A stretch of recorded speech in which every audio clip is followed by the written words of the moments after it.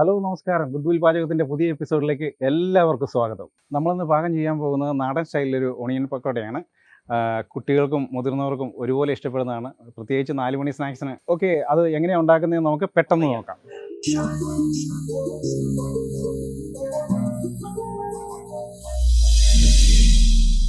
അപ്പോൾ നമ്മുടെ ഒണിയൻ പക്കോടയിലേക്ക് ചേർക്കേണ്ട വിഭവങ്ങൾ എന്തൊക്കെയാണെന്ന് നമുക്ക് നോക്കാം. ഒരു 2 സവോള നമ്മൾ നൈസായിട്ട് കട്ട് ചെയ്തതാണ്. 2 സവോള. ഇഞ്ചി 1 ടീസ്പൂൺ, അത് നന്നായിട്ട് ഫൈൻ ചോപ്പ് ചെയ്തതാണ്. അത് ഇതിൽ ഫ്ലേവറിന് വേണ്ടിയിട്ട് നമ്മൾ അല്പം വെളുത്തുള്ളി ചേർക്കുന്നുണ്ട്. 1 ടീസ്പൂൺ വെളുത്തുള്ളി നമ്മൾ ചേർക്കുന്നുണ്ട്.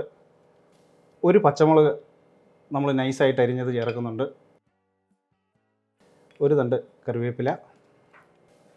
പിന്നെ നമ്മൾ ഒരു വെറൈറ്റിക്ക് വേണ്ടി നമ്മൾ ക്യാരറ്റ് ചേർക്കുന്നുണ്ട്. ചെറിയൊരു കഷ്ണം ക്യാരറ്റാണ് എടുത്തത്, അത് നൈസായിട്ട് കട്ട് ചെയ്തതാണ്. അയമോദകം 1 പിഞ്ച് ചേർക്കുന്നുണ്ട്. അടുത്തത് നമ്മളൊരു 10 കാഷ്നട്ട് എടുത്ത് ചെറുതായിട്ട് കട്ട് ചെയ്ത് ചോപ്പ് ചെയ്ത് ചേർക്കുന്നുണ്ട്.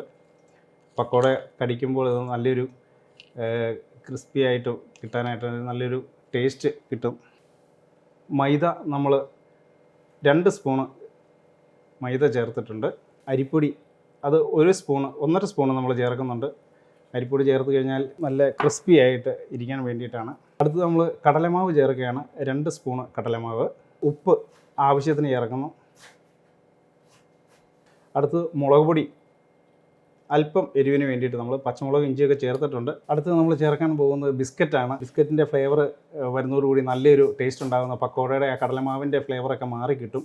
ഇത് നിങ്ങൾക്ക് ഇഷ്ടമുള്ള ഫ്ലേവറിലുള്ള ബിസ്ക്കറ്റ് നിങ്ങൾക്ക് ചേർക്കാവുന്നതാണ്. നമ്മുടെ ബിസ്ക്കറ്റ് നമ്മൾ നന്നായിട്ടൊന്ന് പൊടിച്ചെടുത്തിട്ടുണ്ട്. ഒരുപാട് നന്നായിട്ട് പൊടിയേണ്ട കാര്യമില്ല, കാരണം നമ്മൾ ഇനി അല്പം വെള്ളവും കൂടെ ചേർത്ത് നമ്മൾ ഇതെല്ലാം മിക്സ് ചെയ്ത് കുഴയ്ക്കുന്നതാണ്. നമ്മൾ പക്കോടയിൽ നമ്മൾ കായം ചേർക്കുന്നില്ല. അതിൻ്റെ കാരണം എന്താണെന്ന് വെച്ചാൽ നമ്മളുടെ ആ ബിസ്ക്കറ്റിൻ്റെ ഫ്ലേവർ നമുക്ക് കൂടുതൽ കിട്ടുന്നതിന് വേണ്ടിയിട്ട് കായം നമ്മൾ ഒഴിവാക്കുകയാണ്, കായപ്പൊടി. നമ്മുടെ പക്കോടയ്ക്ക് വേണ്ടുന്ന ചേരുവകളെല്ലാം നമ്മൾ കൃത്യമായിട്ട് ചേർത്തിട്ടുണ്ട്. ഇനി നമുക്ക് നന്നായിട്ടൊന്ന് വെള്ളം കൂടി ചേർത്തൊന്ന് മിക്സ് ചെയ്തെടുക്കാം.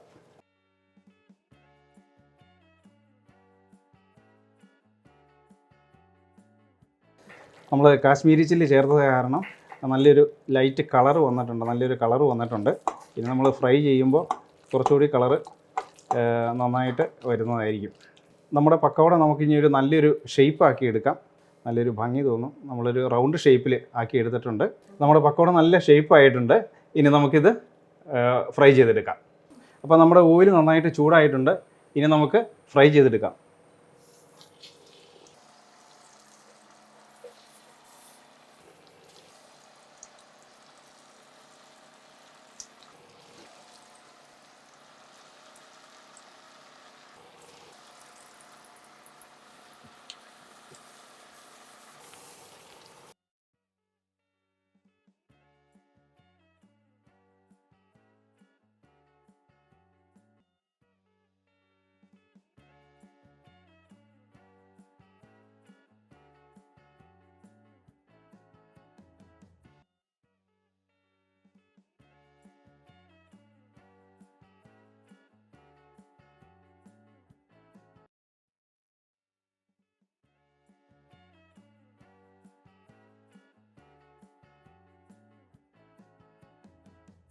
നമ്മുടെ പക്കോട റെഡി ആയിട്ടുണ്ട്. ചെറുതീയിൽ നമ്മൾ നന്നായിട്ട് ഫ്രൈ ചെയ്തെടുത്തു എല്ലാ പക്കോട. ഇനി നമുക്കിത് ഒരു പാത്രത്തിലേക്ക് മാറ്റാം.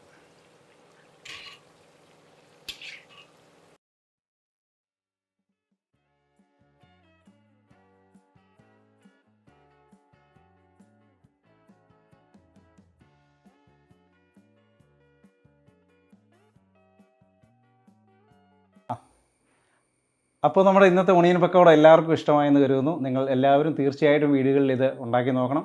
കൊച്ചുകുട്ടികൾക്കും മുതിർന്നവർക്കും എല്ലാവർക്കും ഇഷ്ടപ്പെടുന്ന ഒരു 4 മണി പലഹാരം കൂടിയാണിത്. അപ്പോൾ എല്ലാവരും തീർച്ചയായിട്ടും ഇത് വീടുകളിൽ ഉണ്ടാക്കി നോക്കണം. അപ്പോൾ നമുക്കിതൊന്ന് കഴിച്ചു നോക്കാം.